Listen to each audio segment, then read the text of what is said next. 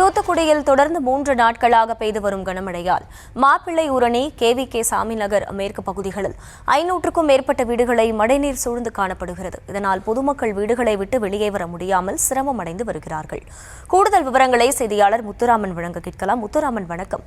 3 நாட்களாக கனமழை பெய்து பொதுமக்கள் வெளியே வர முடியாத சூழல் ஏற்பட்டிருக்கும் நிலையில் அவர்களுக்கான இந்த அத்தியாவசிய தேவைகளுக்கு ஏதேனும் ஏற்பாடுகள் செய்யப்பட்டிருக்கா? அவர்கள் முன்வைக்கும் கோரிக்கைகள் என்ன? முழு விவரம்.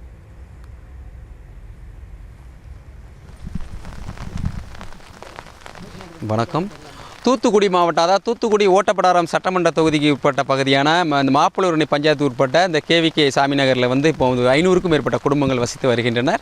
இப்பகுதியில் இந்த மழை தொடர்ச்சியாக 3 நாள் பெய்துள்ளது. அதாவது தூத்துக்குடி மாவட்டத்தில் எடுத்துக்கிட்டிங்கன்னா இந்த ரிட்கா புயல் காரணமாக இந்த 2-3 நாட்களாக விடாமல் மழை பெய்ததன் காரணமாக இந்த குடிநீர் தண்ணீர் மிக்ஸ் ஆகி தூர்நாற்றம் ஏற்படுவதாகவும், அதேமாதிரி இந்த வீடுகளில் தண்ணி பொதுமக்கள் வெளியே செல்ல முடியாத ஒரு சூழ்நிலையும், அதேமாதிரி இப்பகுதியில் இந்த சரியான ஒரு வடிகால் ஏற்படுத்தி தர வேண்டும் பொதுமக்கள் குற்றம் சாட்டுகிறார்கள்.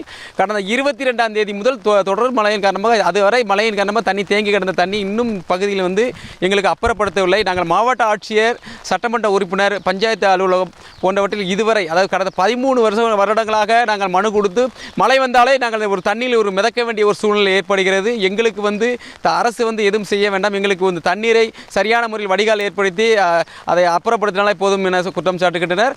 அதேபோல் இவர்கள் இந்த 2 தினங்களாக தொடர்ச்சியாக இந்த தூத்துக்குடி பகுதியில் மழை பெய்ததன் காரணமாக தண்ணீர் தூர்நாட்டம் ஏற்படுவதோடு, அதாவது இந்த கால்நடைகள் செத்து மிதப்பது போல், அதேபோல் அந்த சொறி சிறகு பல்வேறு வியாதிகள் வர வாய்ப்பு இருக்கிறது.